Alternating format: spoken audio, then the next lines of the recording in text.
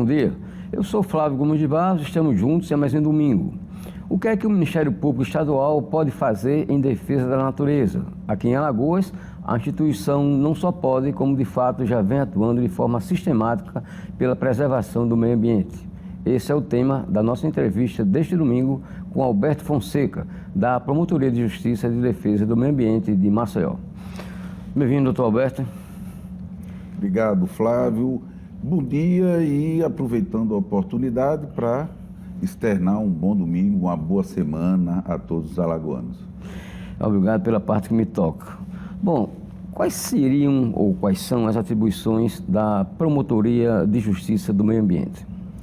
Atribuições da Promotoria de Justiça do Meio Ambiente da capital, que é a 4ª Promotoria de Justiça, da qual sou titular, ela engloba a responsabilidade civil em matéria ambiental, né? Atua principalmente no combate à poluição, aos aspectos e impactos negativos que afetam ao meio ambiente como um todo, né? E no âmbito do Ministério Público, né, através do planejamento estratégico do Ministério Público, nós temos 2 programas. Um é o Programa de Atuação Ministerial para a Conservação de Espécies Ameaçadas de Extinção, que é o projeto de reintrodução do mutum de Alagoas, o projeto de incentivo à criação de RPPNs, que é o ProReservas, né, e ações para a conservação de espécimes como o papagaio chauá, o macuco, etc., né? Esse é um programa. E o outro é o Programa Fiscalização Preventiva Integrada na Bacia do Rio São Francisco, onde o Ministério Público, em conjunto, né, com todos os estados da bacia, atua, né, também com o objetivo de combater os aspectos e impactos ambientais negativos que influenciam negativamente na qualidade e quantidade de água para toda a bacia do Rio São Francisco. Vamos falar agora de uma questão que afeta mais especificamente as áreas urbanas, né? Que seria ou é a especulação imobiliária em relação a ocupando as áreas verdes das cidades, principalmente. O que é que o Ministério Público pode fazer ou tem feito em relação a isso? No que diz respeito às áreas verdes, é um conceito mais de urbanismo. Isso. Aí compete mais a 66ª Promotoria de Justiça. O doutor Jorge Dória vem fazendo um trabalho fantástico no que diz respeito à defesa da ordem urbanística. Porém, quando se trata de desmatamento de áreas florestadas e que compõem o bioma Mata Atlântica, é área de atuação da 4ª Promotoria de Justiça, Defesa do Meio Ambiente, e muitas vezes atuamos em conjunto, né? A gente vê que, infelizmente, Maceió é uma das capitais de menor cobertura de arborização urbana, né? Nesse sentido, o Ministério Público tem atuado, né, com a promotoria, com a 66ª Promotoria, né, no sentido de coibir a supressão de vegetação de arborização urbana, e também nós temos algumas ações no que diz respeito ao desmatamento de bioma da Mata Atlântica no município de Maceió. Bom, um trabalho relevante que vocês fazem é justamente a fiscalização preventiva integrada da bacia do Rio São Francisco. Eu gosto muito de acompanhar as coisas do meio ambiente e acompanho muito especificamente esse trabalho de vocês. Qual tem sido o resultado ao longo desses, me parece, 11, 12 anos de atuação? A origem, né, do trabalho realizado na bacia do Rio São Francisco vem com a CIP São Francisco, que é uma coordenadoria interinstitucional das promotorias de defesa do meio ambiente. Isso começou já no final do milênio passado, né? Tinha como seu presidente o doutor Jarbas Soares, né, procurador de justiça, e foi procurador-geral de Justiça do Estado de Minas Gerais, que envolveu, né, todas as promotorias. E a doutora Luciana Cury, do Ministério Público da Bahia, iniciou, junto com o CREA daquele estado, uma experiência que se sagrou exitosa e foi a experiência da fiscalização preventiva integrada na bacia do Rio São Francisco. Ela iniciou em 2002, em 2012 trouxe a experiência aqui para Alagoas e após uns 2 anos de organização, né, em conjunto com a doutora Lavínia Fragoso, da já criada Promotoria de Justiça de Defesa dos Recursos Hídricos por Bacia Hidrográfica aqui em Alagoas, fruto de um desdobramento do planejamento estratégico do Ministério Público que aqui foi realizado. Então, em 2014, realizamos a primeira etapa da FPI São Francisco, aqui em Alagoas. E o objetivo era, inicialmente, fazer um diagnóstico dos aspectos e impactos negativos na bacia do Rio São Francisco e servir que essas ações de fiscalização pudessem servir como indutores de políticas públicas, né? E toda essa ação começou na Bahia, foi para Pernambuco, Sergipe, Alagoas, Minas Gerais e atualmente a FPI São Francisco, ela é uma ação que é realizada em toda a bacia do Rio São Francisco.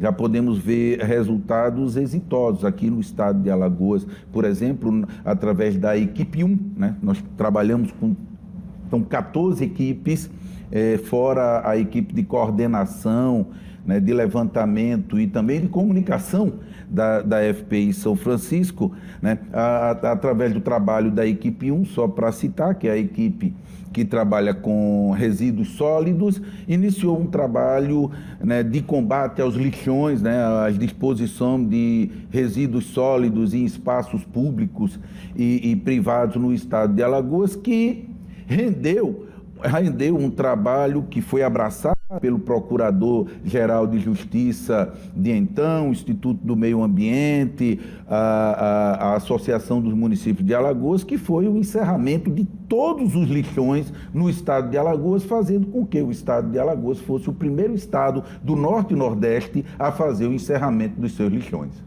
Com que frequência esse trabalho de vocês é realizado em relação à FPI especificamente?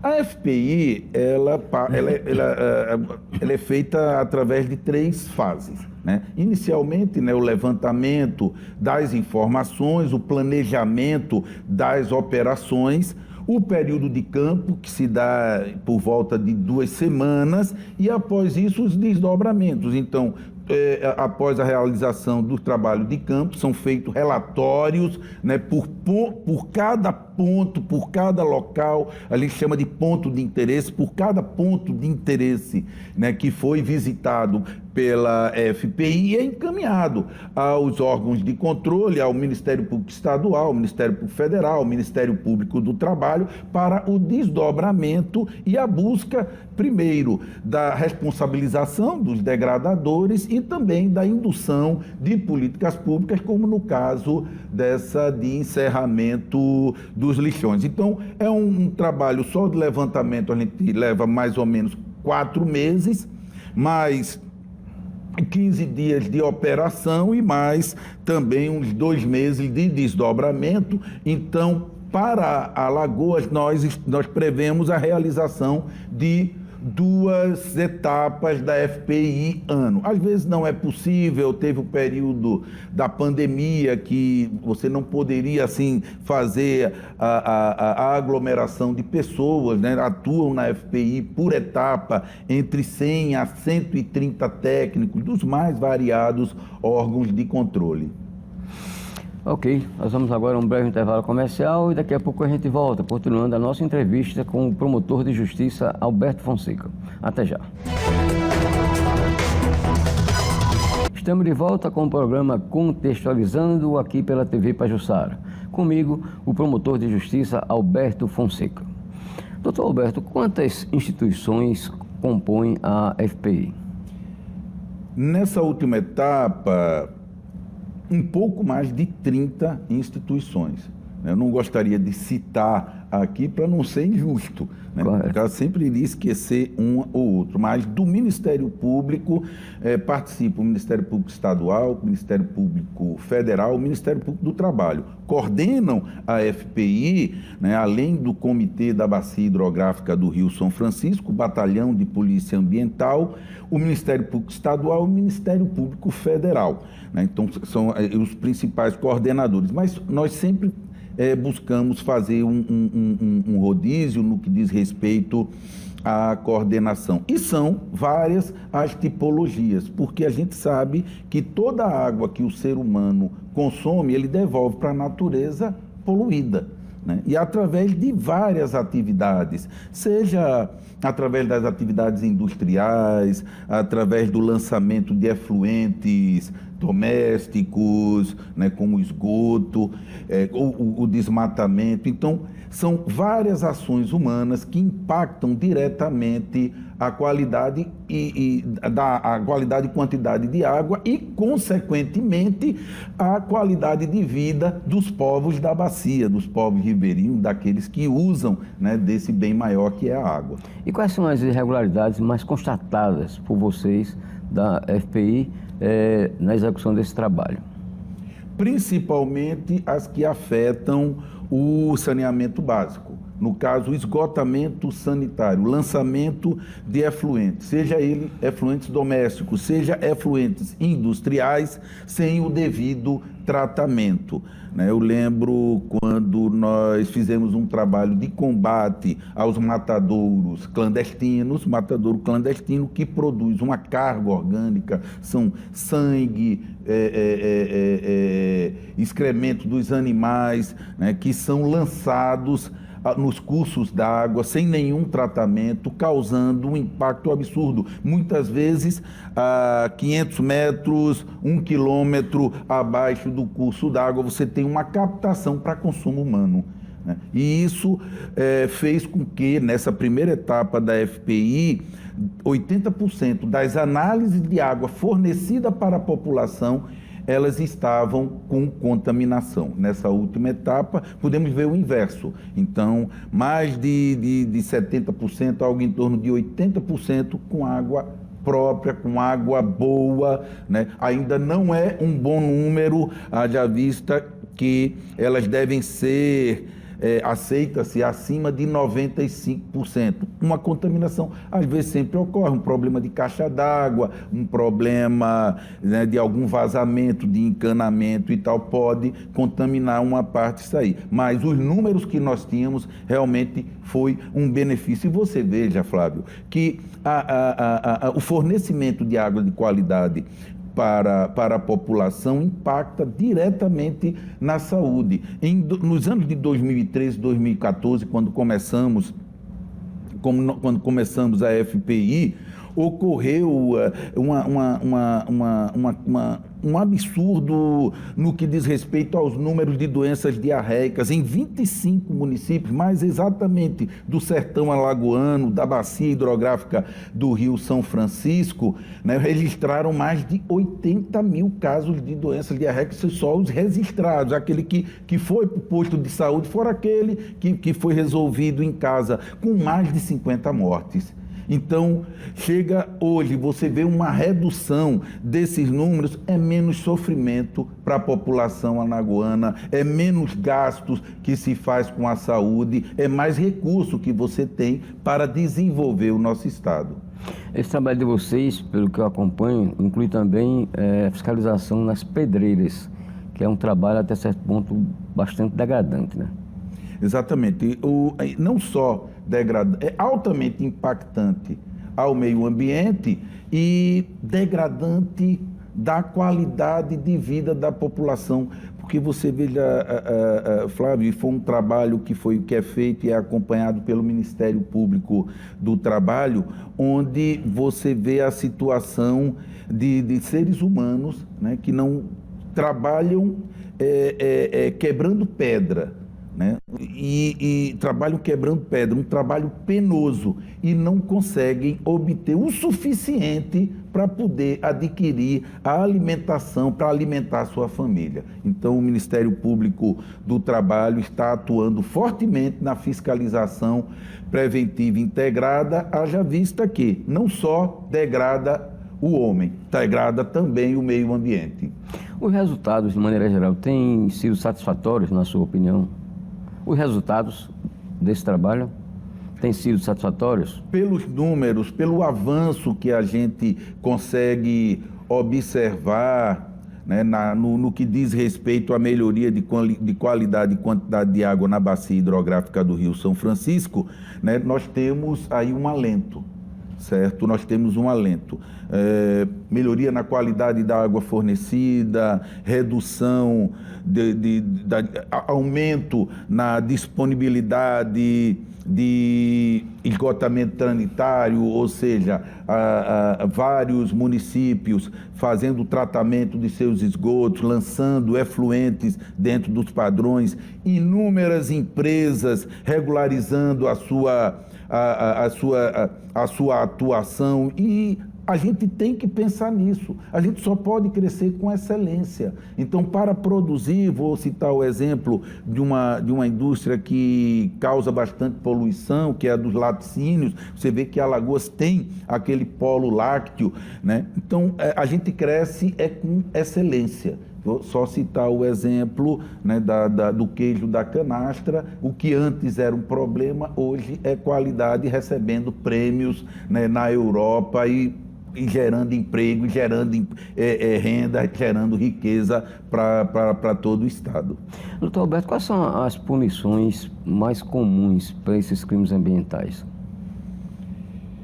As não conformidades ambientais podem gerar consequências tanto no âmbito administrativo, como na esfera civil e na esfera criminal.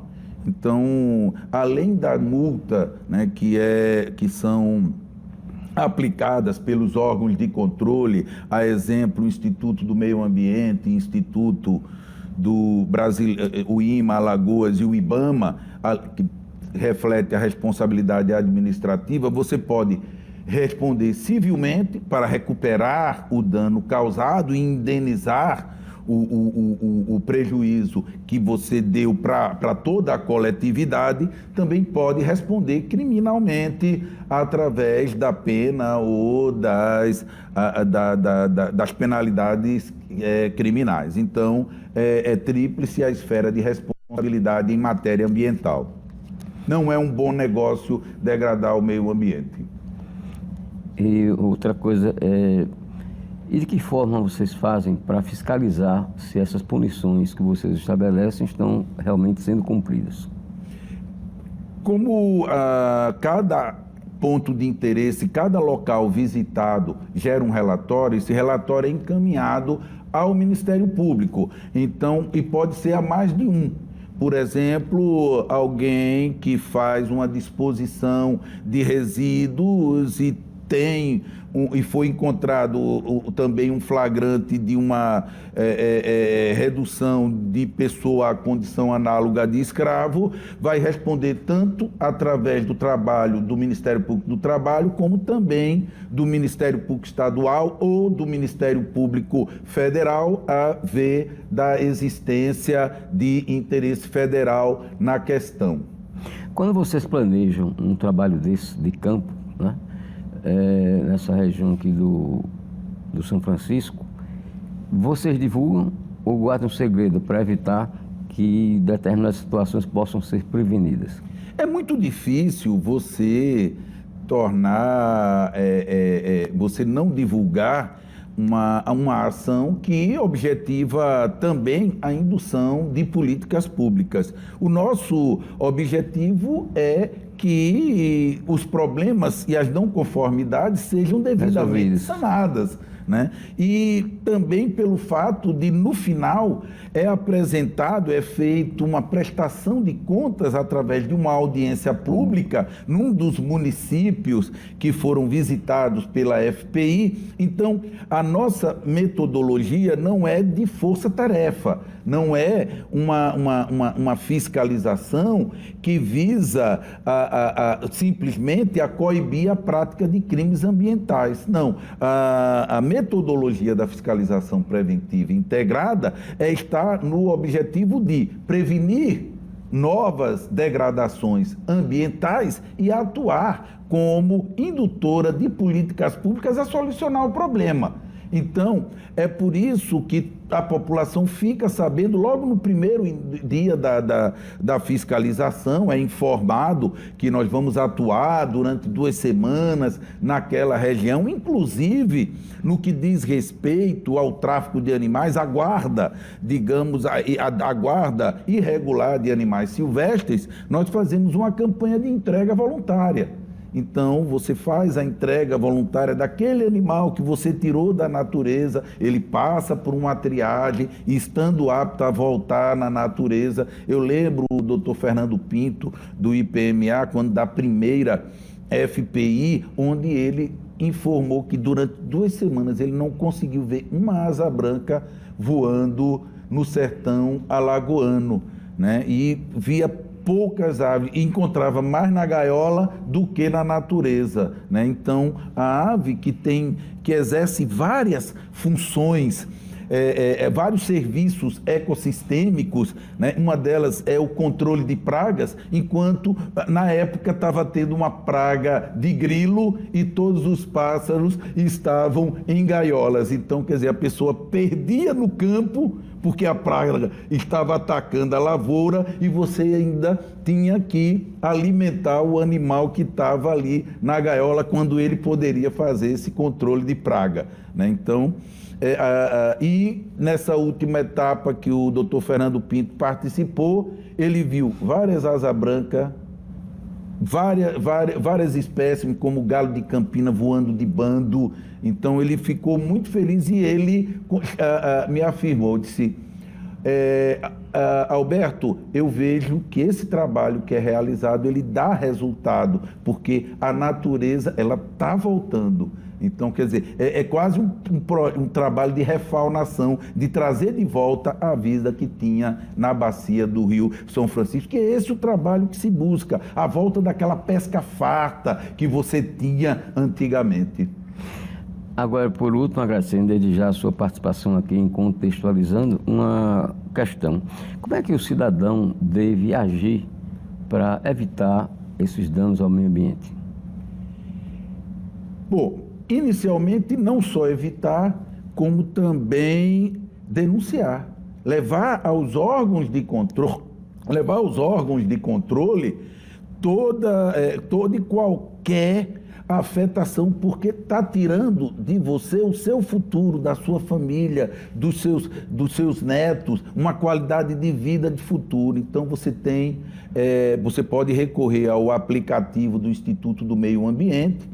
Tem um aplicativo tanto para iOS como Android, né, do denúncia do IMA. Pode também, através do site do Ministério Público, mpal.mp.br, através do Disque Denúncia, abre um formulário, você faz a sua denúncia, não é feita de forma anônima, e a ouvidoria do Ministério Público vai encaminhar para o promotor responsável, competente, para que possa apurar essa degradação, esse impacto. Ajude o Ministério Público a conservar o meio ambiente. Ok, você pode rever essa entrevista no YouTube da TV Pajuçara. O programa Contextualizando deste domingo fica por aqui. Um bom final de semana.